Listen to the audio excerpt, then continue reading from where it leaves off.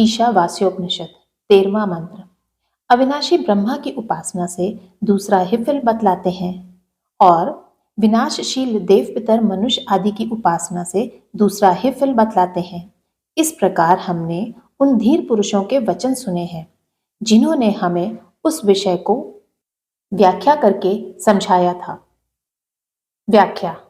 अविनाशी ब्रह्म की उपासना का यथार्थ स्वरूप है परब्रह्म पर पुरुषोत्तम भगवान को सर्वशक्तिमान, सर्वज्ञ, सर्वाधार, सर्वमय, संपूर्ण संसार के कर्ता धर्ता हर्ता नित्य अविनाशी समझना और भक्ति श्रद्धा तथा प्रेम परिपूरित हृदय से नित्य निरंतर उनके दिव्य परम मधुर नाम रूप लीला धाम तथा प्राकृत गुण रहित एवं दिव्य गुण गण में सच्चिदानंद घन स्वरूप का श्रवण कीर्तन स्मरण आदि करते रहना।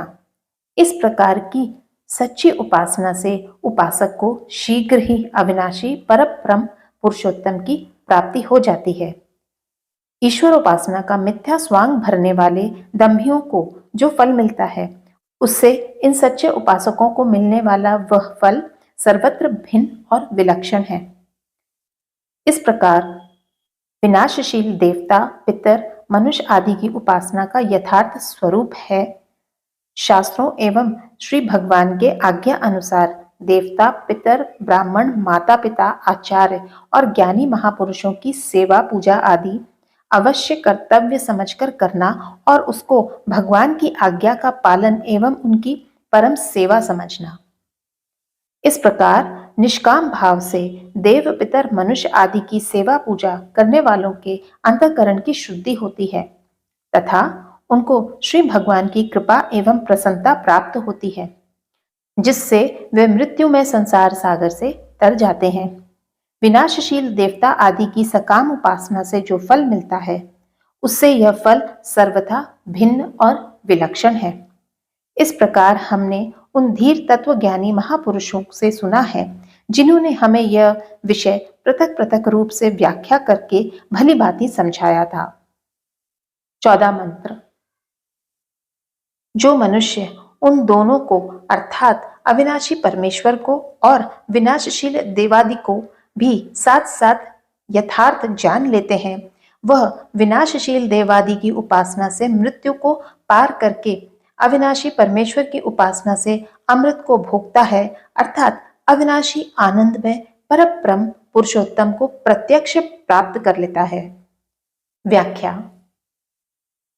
जो मनुष्य यह समझ लेता है कि परब्रह्म पुरुषोत्तम नित्य अविनाशी सर्वव्यापी सर्वशक्तिमान सर्वाधार सर्वाधिपति सर्वात्मा और सर्वश्रेष्ठ हैं वे परमेश्वर नित्य निर्गुण प्राकृत गुणों से सर्वथा रहित और नित्य सगुण स्वरूप भूत दिव्य कल्याण गुण गण विभूषित हैं और इसी के साथ जो यह भी समझ लेता है कि देवता पितर मनुष्य आदि जितनी भी योनियां तथा भोग सामग्रियां हैं सभी विनाशशील क्षणभंगुर और जन्म मृत्युशील होने के कारण महान दुख के कारण हैं तथापि इनमें जो सत्ता स्फूर्ति तथा शक्ति है वह सभी भगवान की है और भगवान के जगत चक्र के सुचारू रूप से चलते रहने के लिए भगवत प्रीति अर्थ ही इनकी यथा योग्य सेवा पूजा आदि करने की शास्त्रों ने आज्ञा दी है और शास्त्र भगवान की ही वाणी है वह मनुष्य अलौकिक तथा पारलौकिक देव पितर आदि लोगों के भोगों में आसक्त न होकर कामना ममता आदि हृदय से निकालकर इन सब की यथायोग शास्त्र विहित सेवा पूजा आदि करता है। इससे उसकी जीवन यात्रा सुखपूर्वक चलती है और उसके आभ्यंतरिक विकारों का नाश होकर अंतःकरण शुद्ध हो जाता है एवं भगवत कृपा से वह सहज ही मृत्यु में संसार सागर से तर जाता है। विनाशशील देवता आदि की निष्काम उपासना के साथ ही साथ अविनाशी परमात्मा प्रभु की उपासना से वह शीघ्र ही अमृत रूप परमेश्वर को प्रत्यक्ष प्राप्त कर लेता है। 15वां मंत्र। हे सबका भरण पोषण करने वाले परमेश्वर सत्य स्वरूप आप सर्वेश्वर का श्रीमुख ज्योतिर्मय सूर्यमंडल रूप पात्र से ढका हुआ है। आपकी भक्ति रूप सत्य धर्म का अनुष्ठान करने वाले मुझको अपने दर्शन कराने के लिए उस आवरण को आप हटा लीजिए। व्याख्या। भक्त इस प्रकार प्रार्थना करके कि हे भगवान, आप अखिल ब्रह्मांड के पोषक हैं, आपसे ही सबको पुष्टि प्राप्त होती है, आपकी भक्ति ही सत्य धर्म है और मैं उसमें लगा हुआ हूँ, अतएव मेरी पुष्टि, मेरे मनोरथ की पूर्ति तो आप अवश्य ही करेंगे।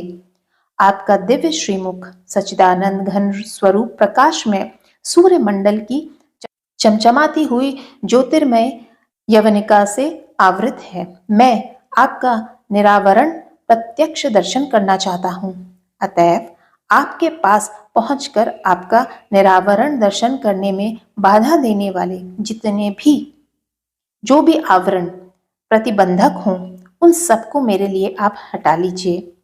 अपने सच्चिदानंद स्वरूप को प्रत्यक्ष प्रकट कीजिए। 16वां मंत्र। हे भक्तों का पोषण करने वाले, हे मुख्य ज्ञान स्वरूप, हे सबके नियंता, हे भक्तों या ज्ञानियों सूर्यों के परम लक्ष्य रूप, हे प्रजापति के प्रिय, इन रश्मियों को एकत्र कीजिए या हटा लीजिए। इस तेज को समेट लीजिए या अपने तेज में मिला दीजिए। जो आपका अतिशय कल्याणमय दिव्य रूप है, उस आपके दिव्य स्वरूप को मैं आपकी कृपा से ध्यान पूर्वक देखना चाहता हूं। मैं आपकी कृपा से ध्यान के द्वारा देख रहा हूं, जो वह सूर्य का आत्मा है। परम पुरुष आपका ही स्वरूप है, मैं भी वही हूं। व्याख्या। भगवान, आप अपनी सहज कृपा से भक्तों के भक्ति साधन में दृष्टि प्रदान करके उनका पोषण करने वाले हैं। आप समस्त ज्ञानियों में अग्रण्य परम ज्ञान स्वरूप तथा अपने भक्तों को अपने स्वरूप का यथार्थ ज्ञान प्रदान करने वाले हैं। आप सबका यथा योग नियमन, नियंत्रण और शासन करने वाले हैं। आप ही भक्तों या ज्ञानी महापुरुषों के लक्ष्य हैं और अविज्ञ होने पर भी अपने भक्त वत्सल स्वभाव के कारण भक्ति के द्वारा उनके जानने में आ जाते हैं। आप प्रजापति के भी प्रिय हैं। हे प्रभु, इस सूर्यमंडल की तप्त रश्मियों को एकत्र करके अपने में लुप्त कर लीजिए। इस उग्र तेज को समेटकर अपने में मिला लीजिए और मुझे अपने दिव्य स्वरूप के प्रत्यक्ष दर्शन कराइए। अभी तो मैं आपकी कृपा से आपके सौंदर्य माधुर्य निधि दिव्य परम कल्याण में सच्चिदानंद स्वरूप का ध्यान दृष्टि से दर्शन कर रहा हूँ।